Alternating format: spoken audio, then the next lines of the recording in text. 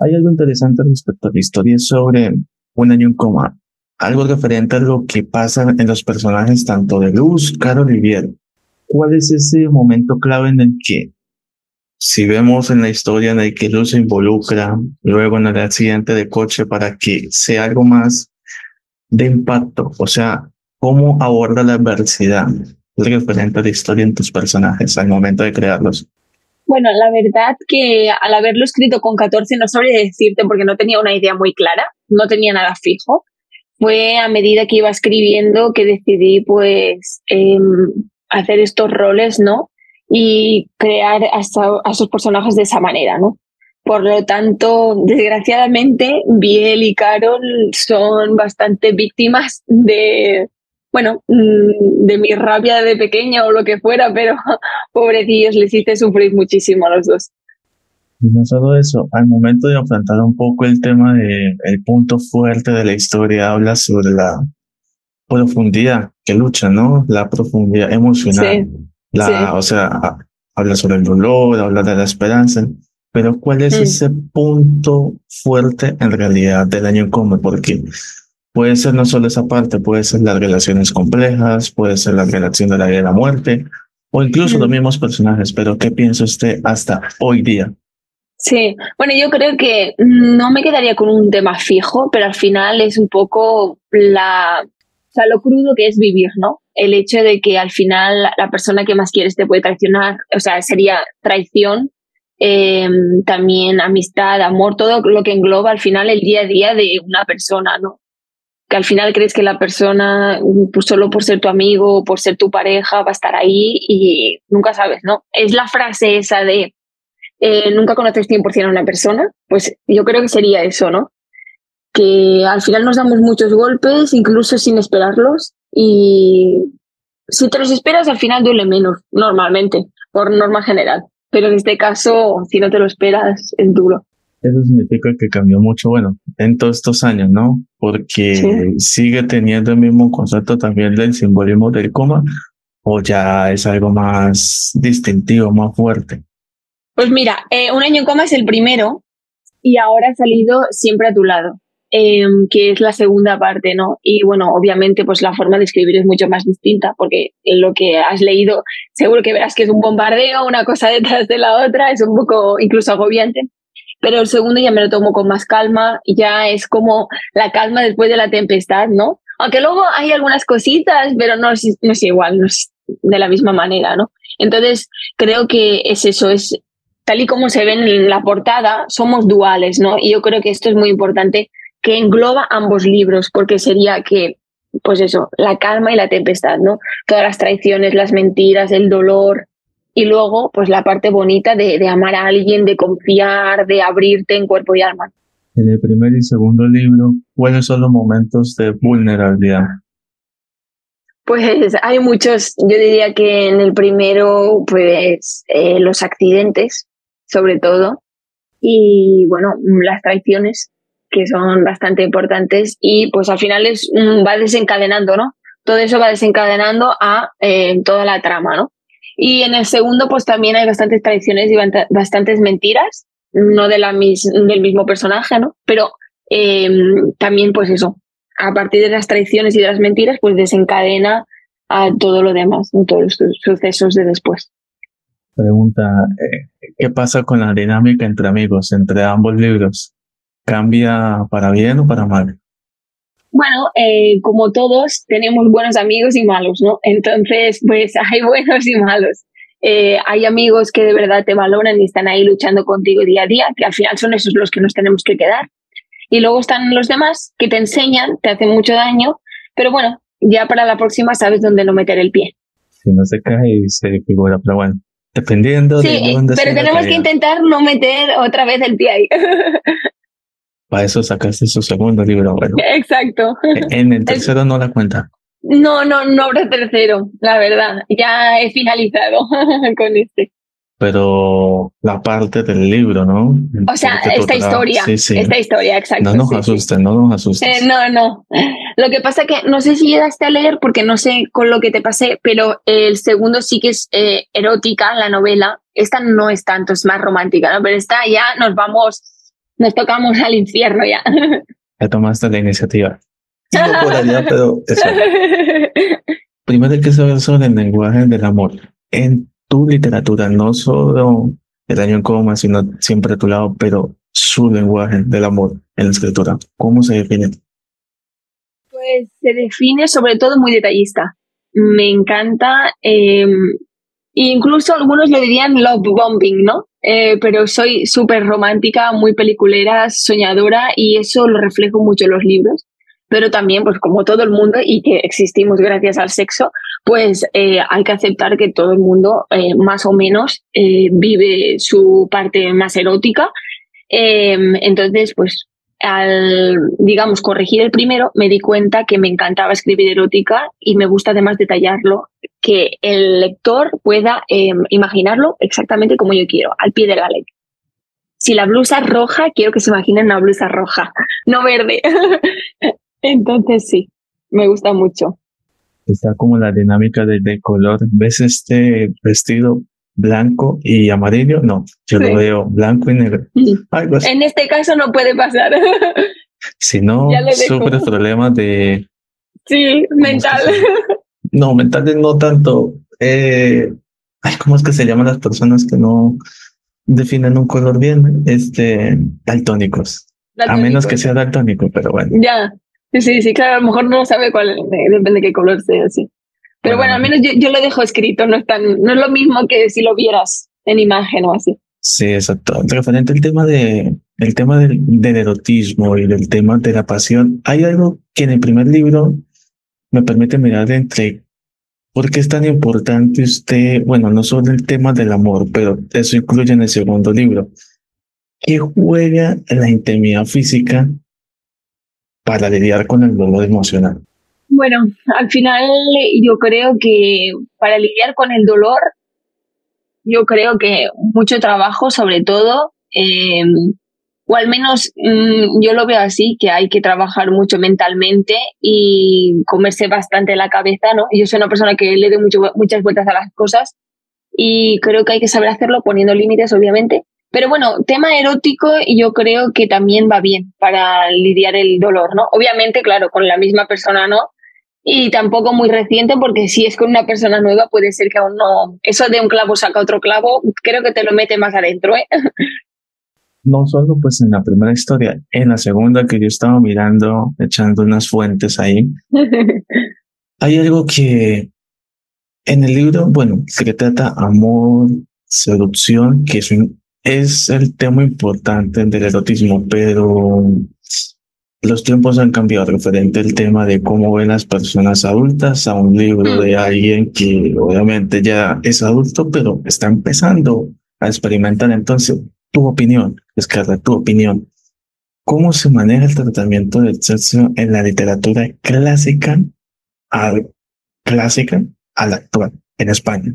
Bueno, yo creo ahora mismo, actualmente, creo que el tabú va desapareciendo, pero sí que anteriormente era mucho más difícil y se decoraba de otra manera. Quiero decir, no era tan literal, era más pues como un poema, ¿no? Te ponían unas palabras y te lo ponían así de una manera muy bonita para que no pareciera un acto sexual, ¿no? Y ahora hay libros que son literalmente hazme el amor o así, entonces claro, sí que el tabú ha desaparecido un poco, pero no creo que 100% haya desaparecido. Eso hace, pues, no se puede denominar, no solo en la parte esta, si hablamos del primer libro sobre, bueno, cómo se define la sexualidad y todo, pero para aquellas personas que leyeron su yo de hace, imagínate, hace 10 años, ¿cómo se contrastó para que muchos comprendan, nuevas generaciones, la pasión que tuvo Caro Olivier? Claro, dependiendo de la situación que les pasaba, referente al tema del erotismo. Pues la verdad que en este caso, las escenas de Caro Olivier, por ejemplo, o la escena, digamos, la escribí ahora.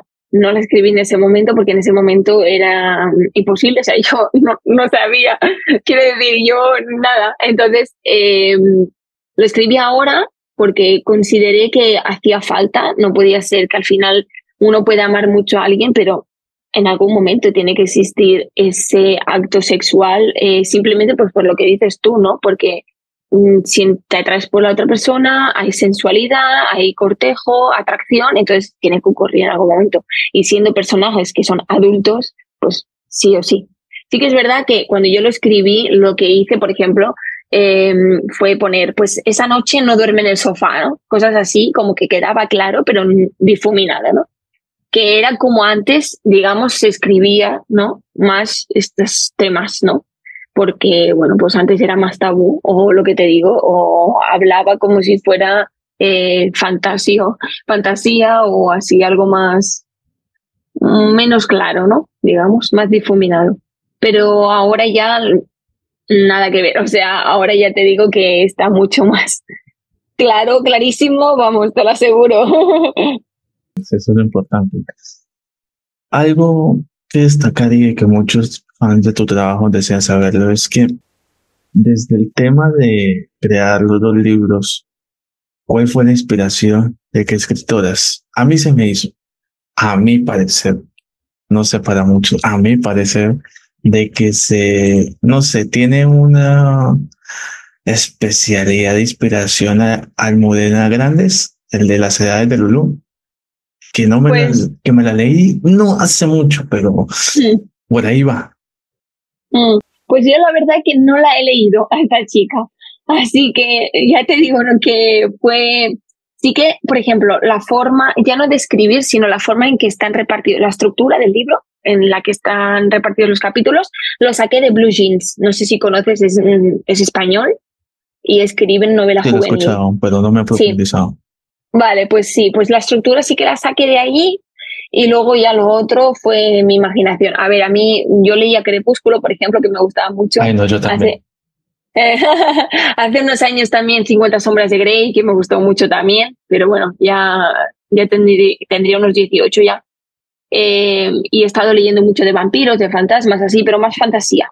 Lo que pasa que yo decidí que yo lo que quería era una historia que pudiera vivir cualquiera. Ojalá no le pase a nadie el de un año en coma, o al menos por separado, pero sí que uno se pudiera sentir más identificado y que hubiera más empatía, porque al final dragones, fantasmas y vampiros, pues no nos vamos a engañar, ¿sabes? Está bien para desconectar del día a día y de la rutina, pero no es algo que uno pueda vivir, ¿no? O al menos de momento, ojalá, porque yo encantada.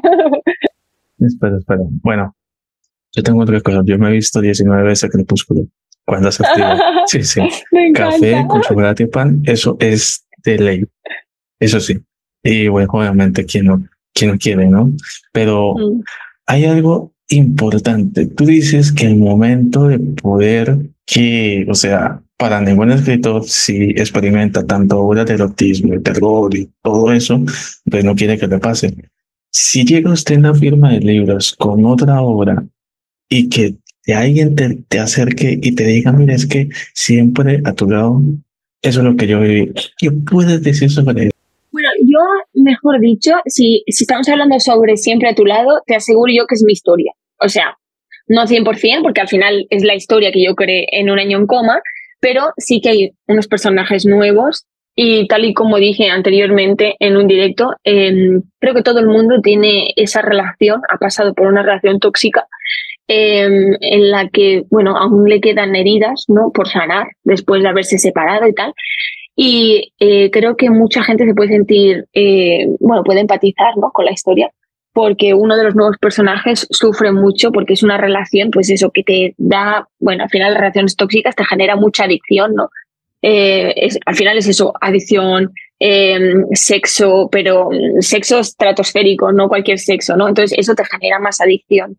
Eh, pues lo que hablamos del love bombing y ya también lo que le llaman ahora breadcrumbing, que sería, pues bueno, te voy diciendo cosas bonitas y luego estoy 3 días sin contestarte, ¿no? Cosas así.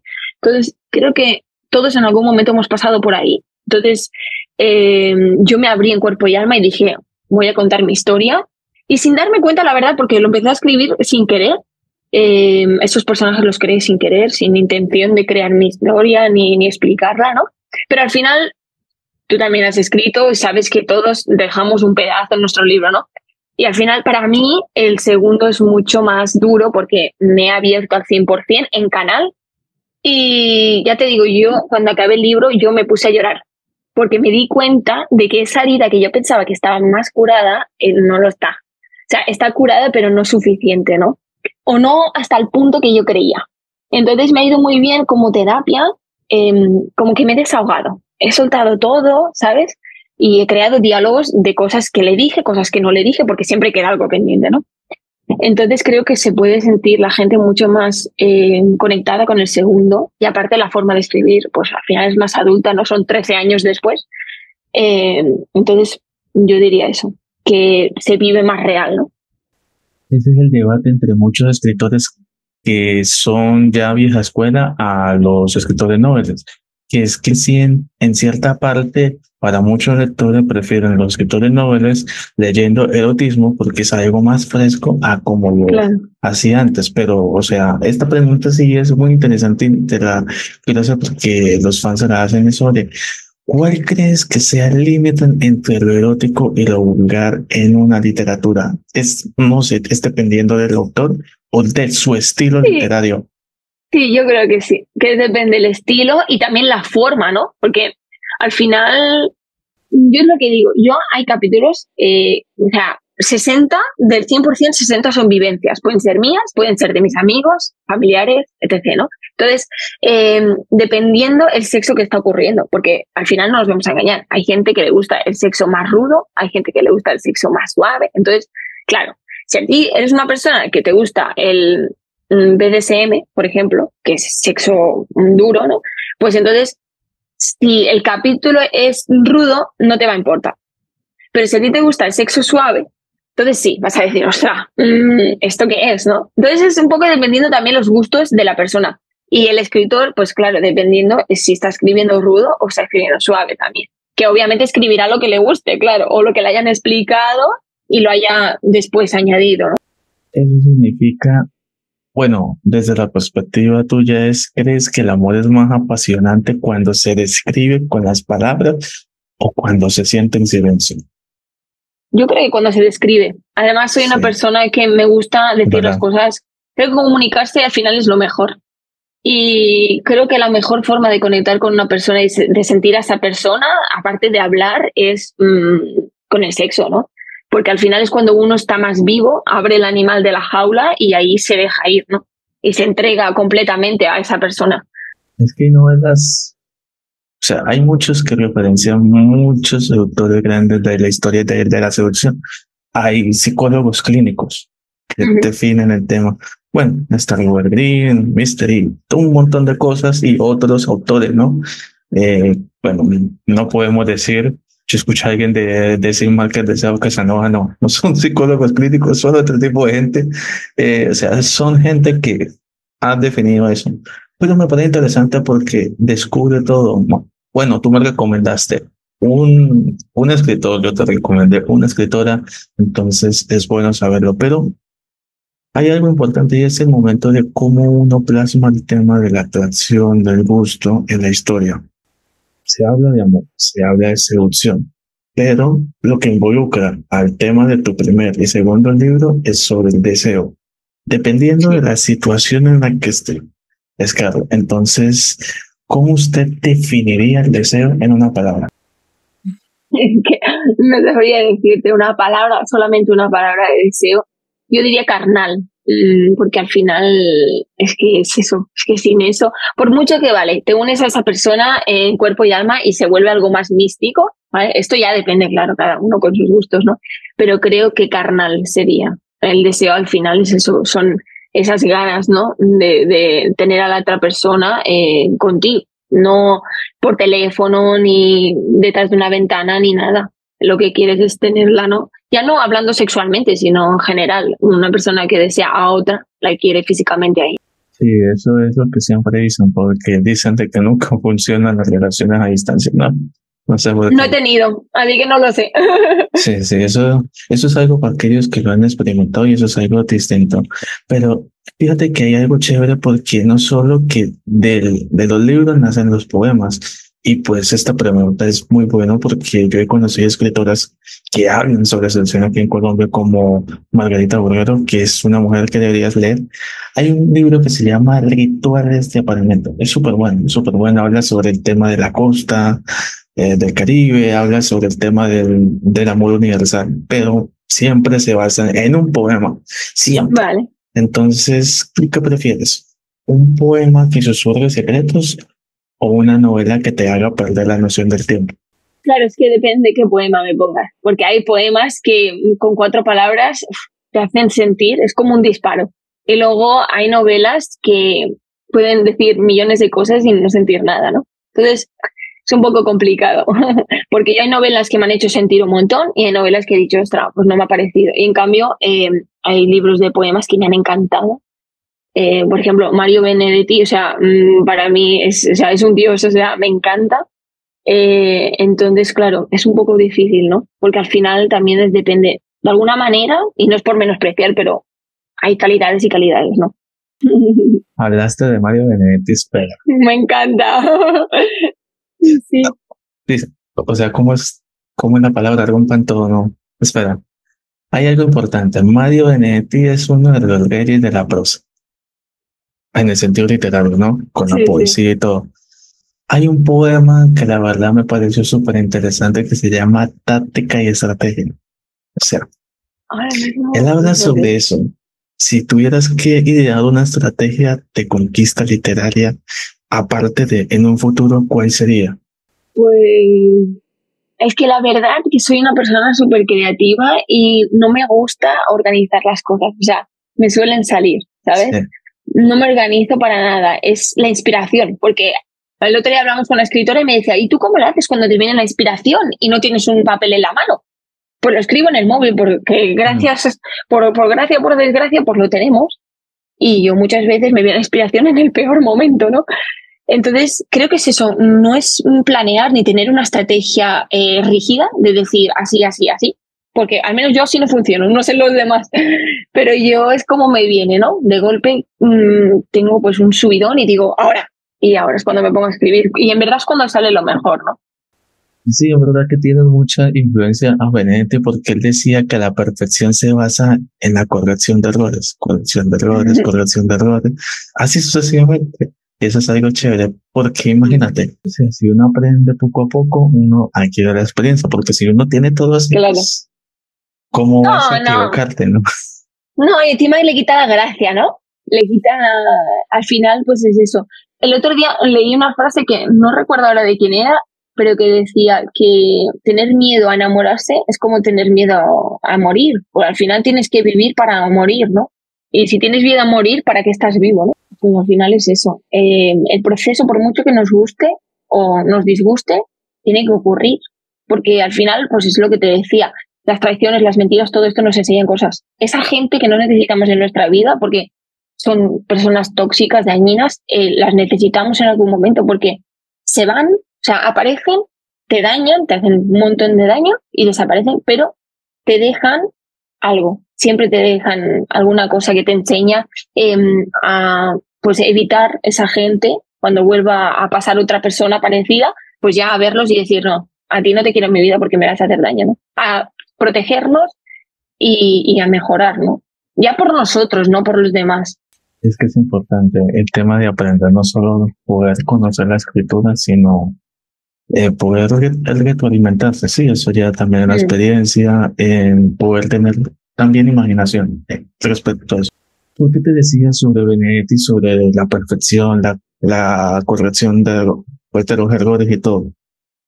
Desde tu momento de escritora, ¿cuál sería ese error más hermoso en la literatura para usted? Pero también me gustaría saber sobre él decía, Benedetti decía sobre el tema del sur, o sea, que el amor es como el sur, que existe y que es, a veces el norte uno se olvida que decía que el sur y todo eso, pero, o sea, ya creas escenarios, pero tu escenario importante como autora, ¿cuál sería ese lugar hermoso en el que todo deje de importar? Claro, yo por ejemplo soy, o sea, toda la parte creativa, o sea, toda mi parte creativa en el cerebro la uso. Y aparte de escritora, soy fotógrafa, ¿no? Y considero que el lugar en el que a mí se me para el mundo es con la cámara en la mano. Pero me pasa igual escribiendo. O sea, te podría decir un montón, o sea, tengo más de un lugar, ¿no? por suerte o por desgracia. Hay gente que no tiene ningún lugar, porque tengo amigos míos que dicen, ostras, pues yo no tengo ningún hobby, no sé qué quiero hacer o qué me gusta. Y yo, por suerte, tengo más de un lugar, ¿no? Entonces, la música, por ejemplo, me parece un lugar seguro, pero sobre todo la cámara y escribir. O sea, porque me sumerjo 100% y desaparezco. O sea, físicamente y mental. No estoy aquí, sino que estoy pues en mi historia, dentro, viva, viviendo eso, ¿no? Al final yo escribo en tercera persona, entonces es muy divertido porque siempre puedo elegir qué rol me gusta más, ¿no? O sea, si hoy quiero ser esta persona o mañana quiero ser la otra, aunque los creé yo, ¿no? Entonces me alegra tener más de un lugar seguro, la verdad. Y el error más hermoso que has cometido como El escritora. error,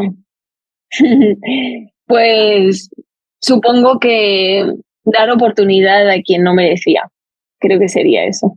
Porque al final cuando uno está enamorado, pues se enciega, ¿no? Y yo soy una persona que digo, venga, vamos a intentarlo. Y doy muchas oportunidades y llega un punto que digo, mírate, ¿no? O sea, más daño no te puedes hacer ya. ¿Qué haces aquí? ¿Por qué sigues aquí? Entonces sí, yo creo que sería perdonar. Perdonar Uf, 1000 veces. vas, pero Sí, sí. vas con Sí. todo. O sea, dice Benedetti que el amor es como una tregua, ¿no? Mm. Y bueno, uno se comprende ahí, Benedetti, ¿por qué te fuiste? Pero Sí. fíjate que hay algo interesante respecto a eso y es que hay una frase de que sí me gustaría compartirla y es que dice que la mariposa recordará siempre que uno fue el gusano. Mm. Es como Sí, una metamorfosis. Bueno, pienso de eso sí. ya. Sí, al final sí, porque pasas por muchas fases. Entonces, claro que sí, te transforma. Todo, pero ya no el amor, las amistades, todo, todo. Cualquier persona que pasa por tu vida te transforma de una manera u otra. Y al final, yo antes me enfadaba cuando una relación, tanto de amistad como de pareja, salía mal y decía, ostras, qué mal, ¿no? Esta persona me ha hecho mucho daño. Y ahora digo, gracias, porque gracias a ti me has hecho aprender algo. Entonces intento siempre encontrar qué me aporta cada persona en mi vida y agradecer que esa persona ha pasado, porque gracias a esa persona yo he podido aprender algo, ¿no? Y yo, si tengo que dar un ejemplo de amor, yo diría que sería dos personas y una cuerda. Y hoy uno estira más, mañana estira el otro. Y a veces estiramos pues un poquito los dos, pero nunca la misma fuerza los dos a la vez, porque entonces la cuerda se quiebra, ¿no? Y al final es eso. Pero bueno, hay un montón de teorías, de ejemplos, ¿no? También que es una masa, que es una planta que hay que regarla cada día, hay un montón, ¿no? Pero al final es un trabajo de ambos, no puede ser que uno esté estirando y el otro no, porque entonces no, el juego se acaba, ¿no? Y justo fue ese mi error, ¿no? Estirar, estirar y la otra persona esperar mientras yo estiraba, ¿no? Hay millones de ejemplos, millones. Sí, sí, un montón. Sí, sí. Fíjate, porque hay dos últimas partes importantes que pregunta. Dice, bueno, ese tema lo recopilé de los fans. Dice, ¿crees que a veces el miedo a enamorarse es más fuerte que el deseo de experimentar esa conexión profunda? Eso es de los fans. Sí, sí, sí, sí. Y la verdad que me parece fatal, porque al final vamos a morir todos, ¿no? O sea, las cosas como son. Entonces, ¿por qué me voy a morir sin haber vivido eso? Sin haber experimentado eso. El miedo, al final, es simbólico, ¿no? Pero dices, no, no sé, te voy a poner un ejemplo. Nos fuimos a hacer kayak con unos amigos y tengo una amiga mía que tiene talasofobia, ¿no? Y estábamos en Canarias, que no estábamos ni siquiera aquí. Y ella tenía mucho miedo y no quería bajar del kayak. Y nosotros nos pusimos a nadar. Y yo le dije, hoy estás aquí, mañana no lo sabes. ¿De verdad no quieres meterte un momentito al agua? Si estás mal, vuelves a subir. Pero no quieres meterte al agua y ver este paraíso de peces, de corales, de todo, simplemente por el miedo. ¿Qué te puede pasar? ¿Qué es lo peor que te puede pasar? Estamos aquí, no te vas a ahogar, vamos a estar contigo, no te vamos a soltar en ningún momento. Simplemente baja del kayak con ayuda e intenta mirar los peces.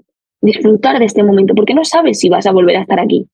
Ni vas a estar con esta edad, ni en este momento, ni con nosotros.